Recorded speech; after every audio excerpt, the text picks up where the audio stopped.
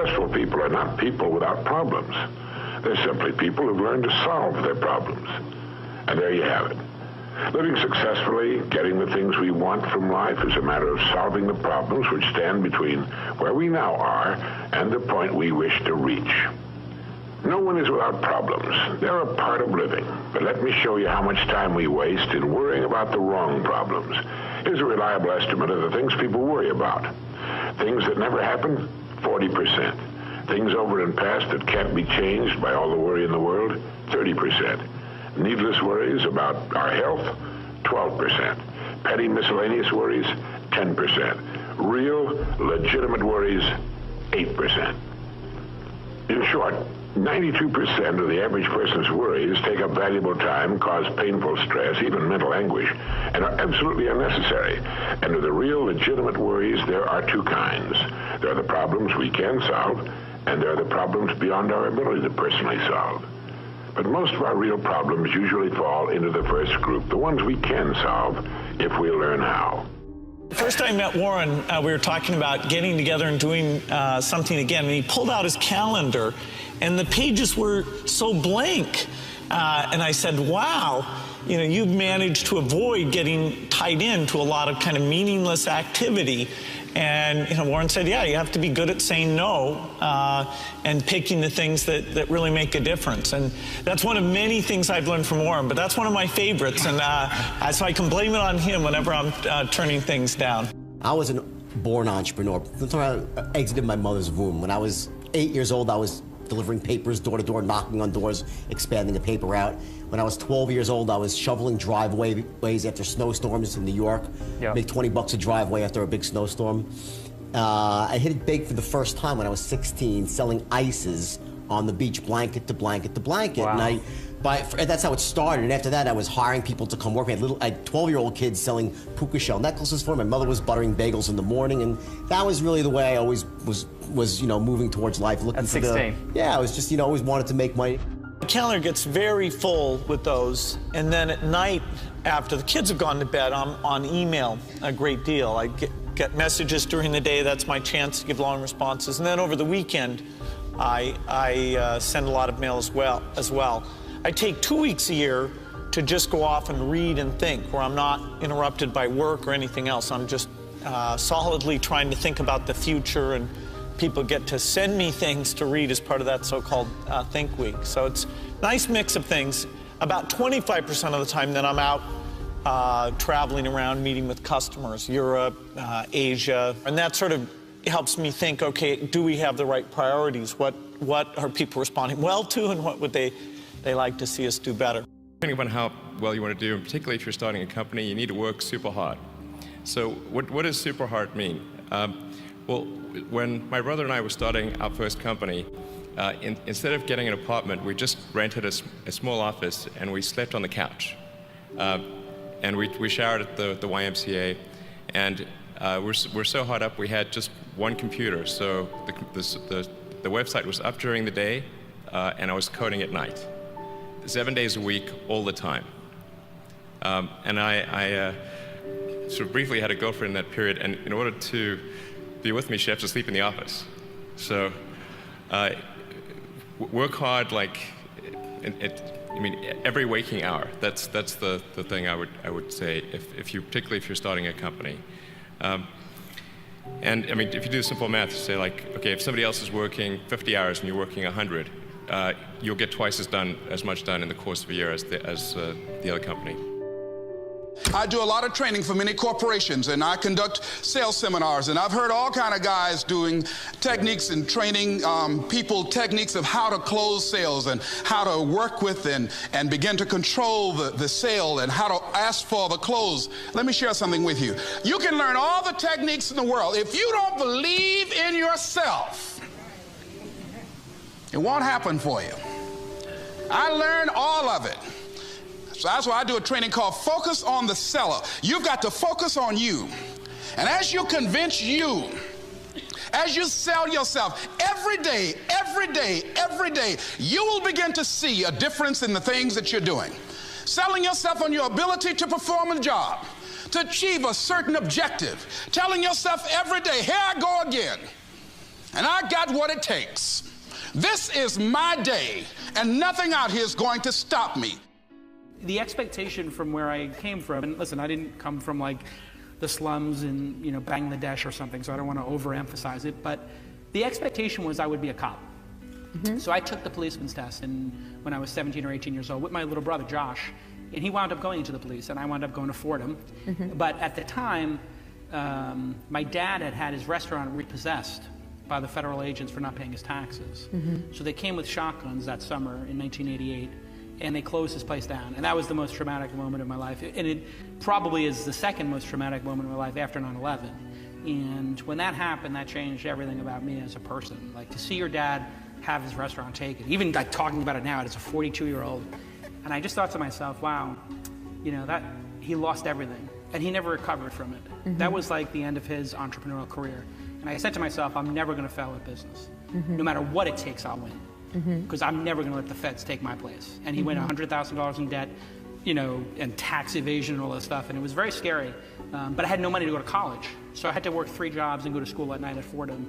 And I learned a work ethic that I think made me who I am today. Like, I'm a very hard worker. I'm not the smartest kid in the class, but just in terms of being clever and having hustle, I think my career proves like I'll get it done no matter what.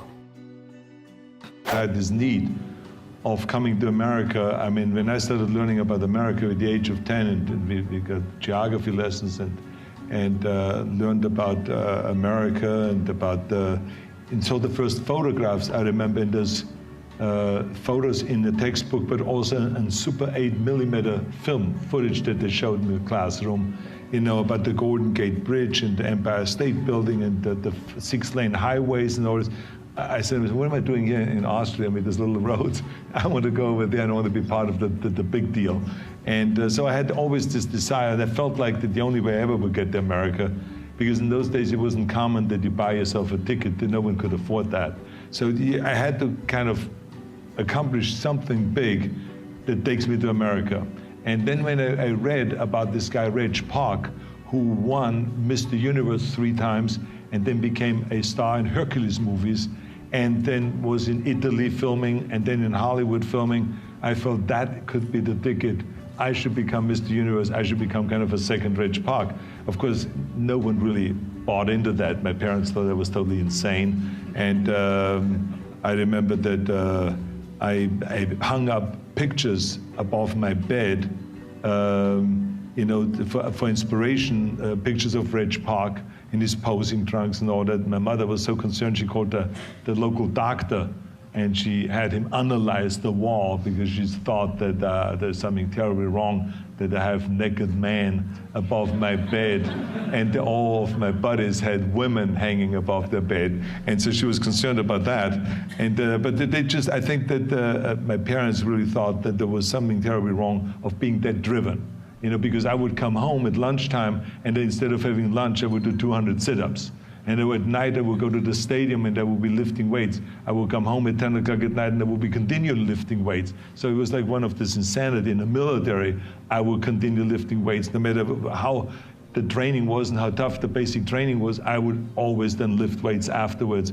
And as a tank driver, I would have on the side of the tank, in the toolbox, I would have my weights, my barbells, and my dumbbells, and my exercise bench and everything there in order to be, at any given time, if we stopped driving the tank and maneuvers, at 2 in the morning, I would be able to pull out my weights and again lift for 2 hours my weights. So I was really a fanatic about the whole thing. But it's the only way you really get where the way I succeeded, because I became, at the age of 20, the youngest Mr. Universe in London in the history of bodybuilding, because the youngest before then was Reg Park, the guy I was talking about, with the age of 24, but I became the youngest with 20, but it was because I was like so serious about the whole thing, and it worked. With the age of 21, after I won my second Mr. Universe title, I got an invitation from Joe Weider, who was the publisher of all the muscle magazines in America, and also the person that had the biggest warehouses of weight training equipment and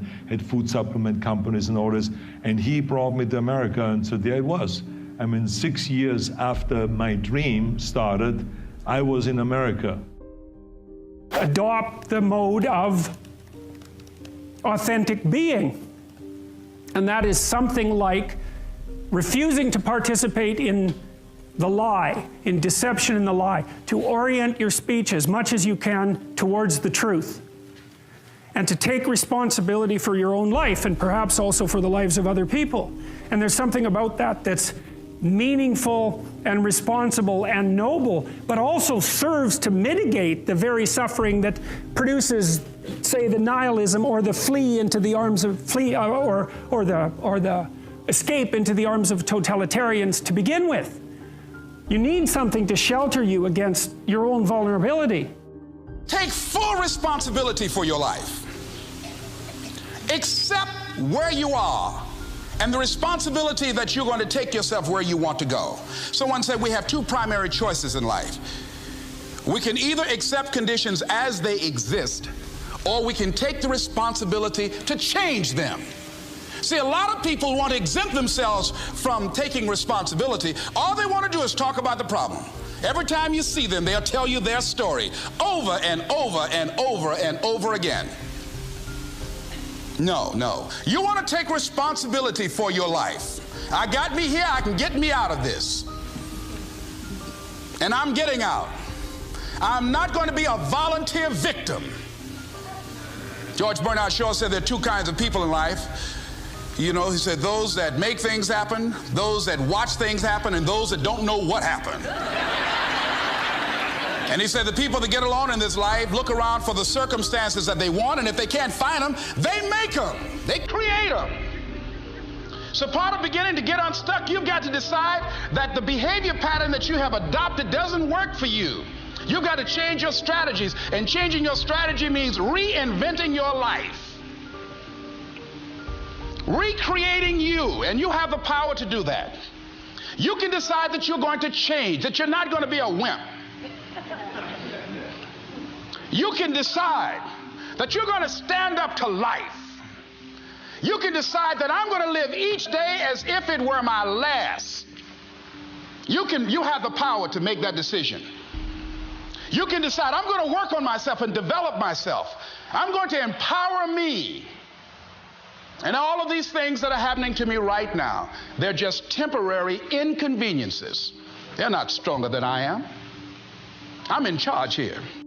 You can think about the world this way. You can think about it as your orderly little plan. That's a place, and you can think about it as the place that things that disrupt your plan comes from. That's another place. This is a bigger place than this, because there's an endless number of things that can disrupt your plan, and only a tiny number of them that can, that will help you work it out. So part of the question then too is like, are you the friend of your plan, or are you the friend of the thing that disrupts your plan? And I would say you should work to become the friend of the thing that disrupts your plan, because there's a lot of that.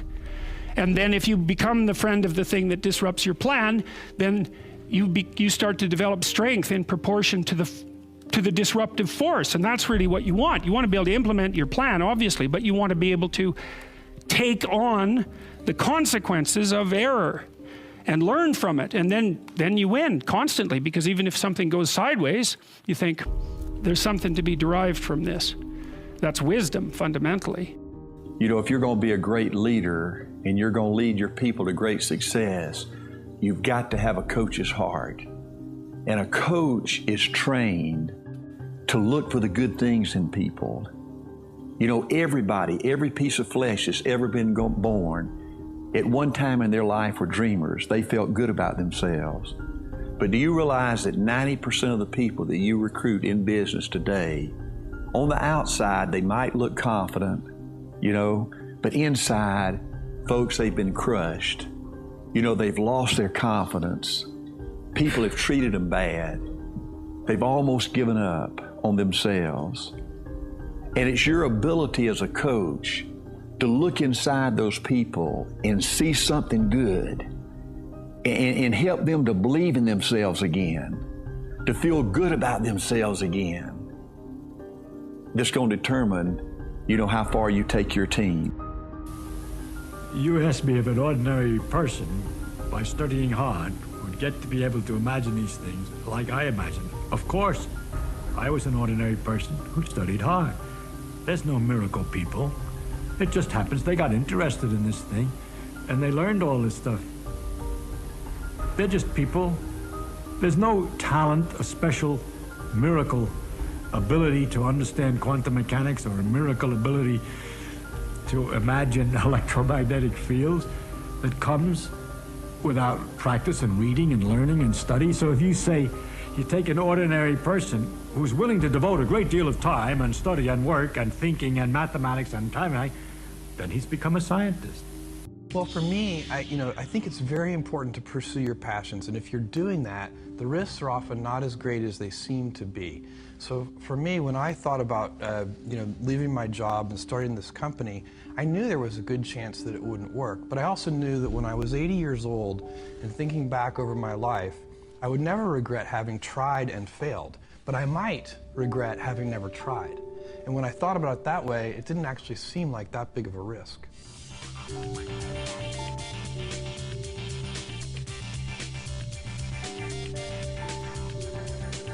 I think it's the very rare idea that can be done by a single individual. Almost everything that is going to change the world, solve a problem, improve something, these are usually big efforts, and they require a team working together to really get something important done. And that has been the story of Amazon.com. At every step along the way, we've had a team here that is making this work. I mean, I don't know, even at the smallest scale, you have to figure out how to get help from your friends, from your family members, from people that you can hire in those early days. I think without that, it would never work.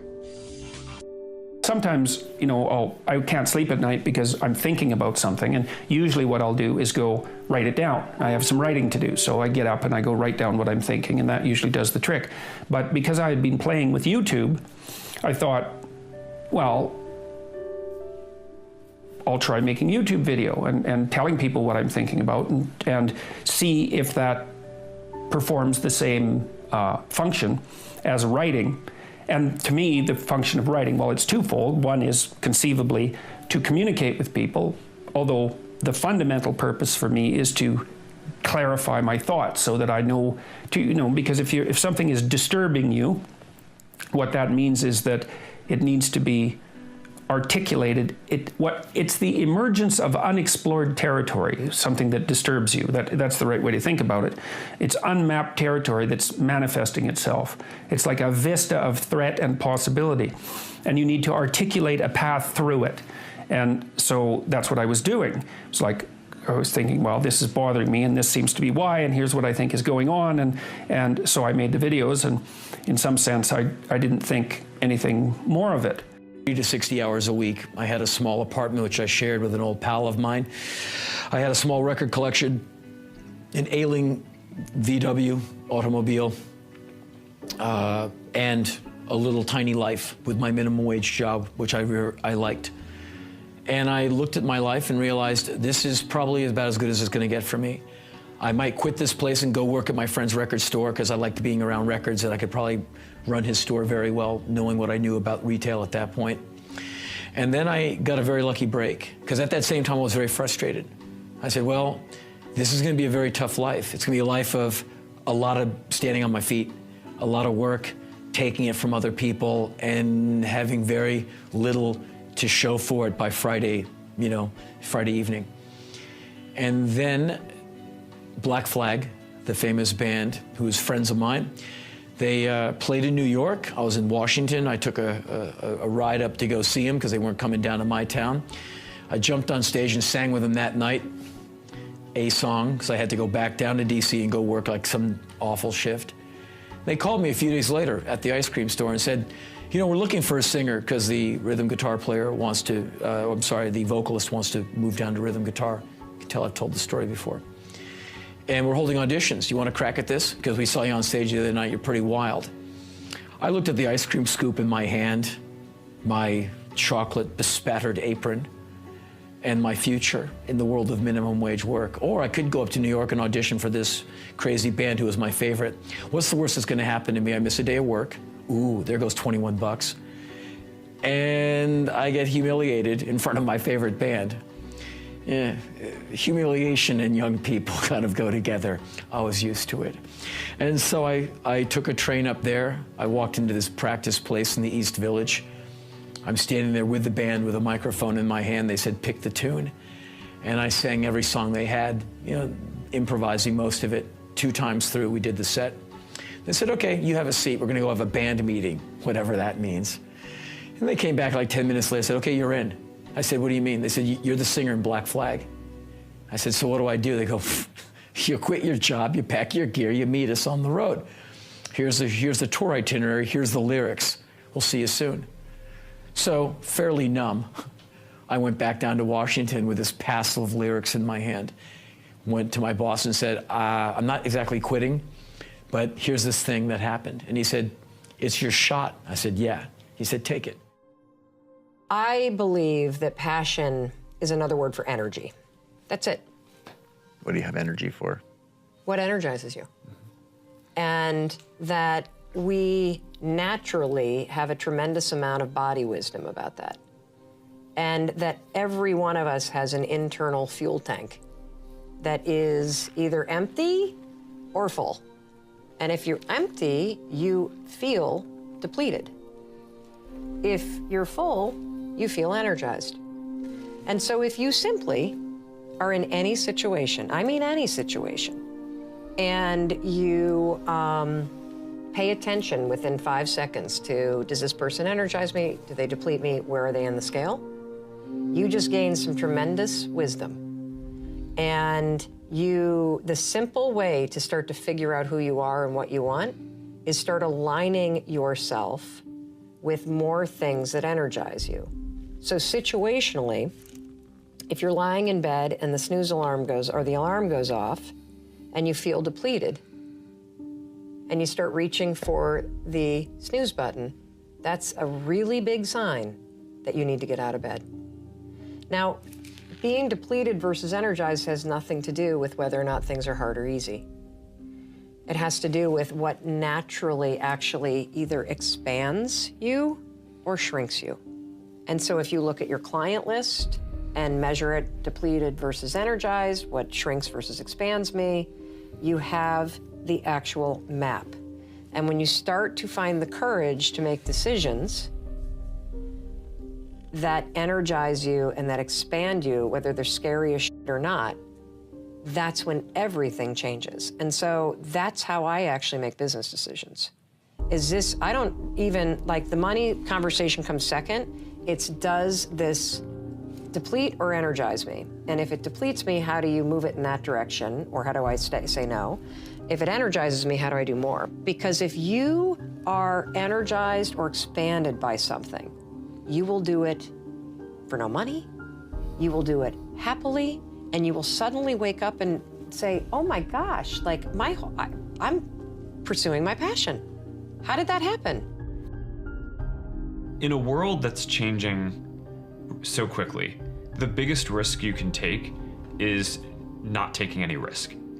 And I really think that that's true, right? I mean, a lot of people, I think that, whenever it comes to, whenever you get yourself into a position where you have to make some big shift in direction or do something, there are always people are going to point to the downside risks of that decision. And locally, they're maybe right? I mean, for any given decision that you're going to make, there's upside and downside. But in aggregate, if you are stagnant and you don't make those changes, then I think you're guaranteed to fail, right? And not catch up. So to some degree, I think it's really right that over time, the biggest risk that you can take is to not take any risks. Well, it's hard work. So it's easy to have ideas. It's very hard to turn an idea into a successful product.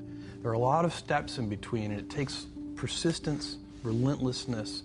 So I always tell people who are, who think they want to be entrepreneurs, you need a combination of stubborn relentlessness and flexibility.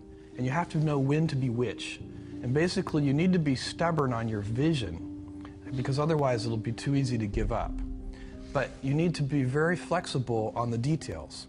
Because as you go along pursuing your vision, you'll find that some of your preconceptions were wrong. And you're going to need to be able to change those things. So I think taking an idea successfully all the way to the market and turning it into a real product that people care about and that really improves people's lives is a lot of hard work. There's a lot of forces in life that tend to funnel us down into this institutionalized path. And where people, you know, where people sometimes forget that that they're very unique and that they have very unique feelings and perspectives. And again, it's, you know, the whole computer industry wants to forget about the humanist side and just focus on the technology. And a lot of our industry focuses just on more is better, more megahertz and megabytes and, you know, speeds and feeds, we call it. But we think there's a whole other side to the coin, which is, what do you do with these things? Can we do more than just spreadsheets and word processors?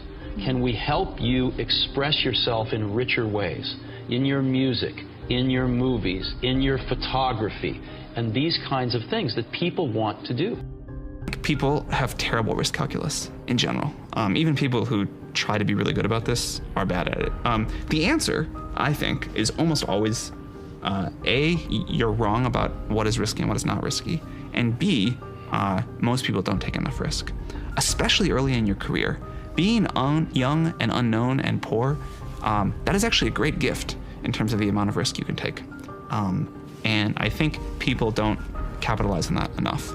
I think what risk actually looks like is not doing something that you will then spend the rest of your life regretting. And there's a quote, you know, people regret way more the things they didn't do than things that they did do.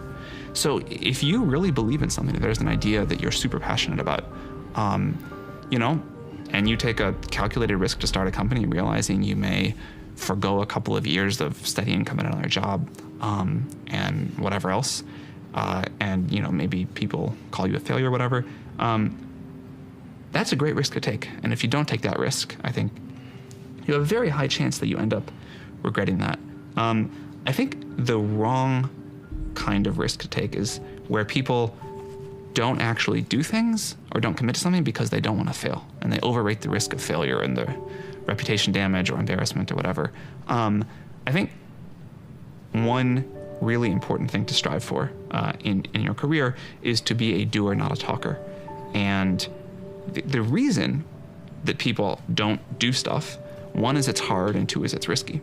And so you have these people that you know, want to dabble in a bunch of different projects but never be all in on one. And I think it's this combination of work and risk. And it's, you know, I think that's really bad. I think history belongs to the doers. And I think you should take a risk, actually do something. Don't just sit around and talk and organize and bring together groups and go to thought leadership conferences and whatever it is these people spend their time on other than actually building something. And just take the risk of committing to what you have conviction on. I think that, as you know, right now the computer industry is in the tank.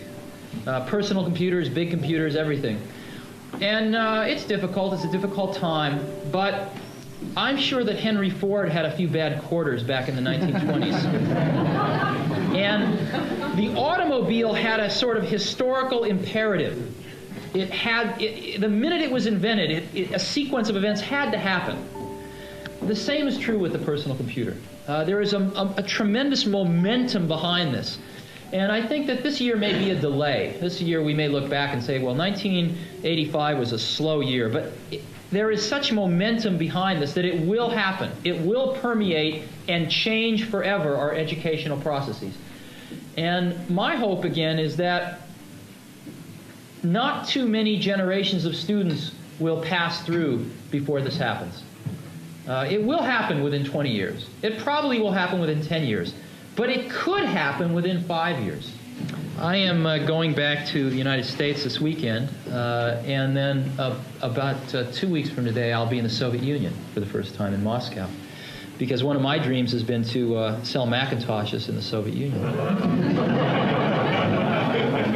And one of the highest agendas on my priority is to get them starting to think about exactly the same thing. So maybe 6 months or a year and a half from now, we can have some Soviet schools here at our Europe Consortium meeting. I started to have these panic attacks, and I didn't know what was wrong. And I went to see one of the health people at campus, and they referred me to somebody, and the doctor said, "Oh, well, you just have anxiety and you're having panic." And then he said, "I think you should go on Zoloft." And then I had anxiety about taking a drug because, it might change me. Yeah. Heaven forbid. Right. I'm so stable. Why would I want to be changed? And that's the funny thing is that those of us that struggle with these kinds of things, we're terrified of taking any kind of medication because we're afraid of not being ourselves. And yet, the anxiety or the depression or whatever you struggle with is actually keeping you from being yourself. That's the anxiety, or that's the anchor. Yeah, and so I argued with him like a lawyer for 6 months, and then finally I gave in and started taking Zoloft, and it was like a miracle. When I took it, it was literally as if somebody had taken a volume dial and turned it to 0, and that voice that would sound off in my head on a loop that triggered all the body sensations. And we're going to talk a lot about this tomorrow, like the difference between worry and how that triggers anxiety, and then the difference between anxiety and panic, and then how you can utilize the tools that I'm talking about to curb the worrying, to control the anxiety, to stabilize the panic, and really self-monitor. And see, I think that is the single greatest skill that anybody could have, the ability to self-monitor.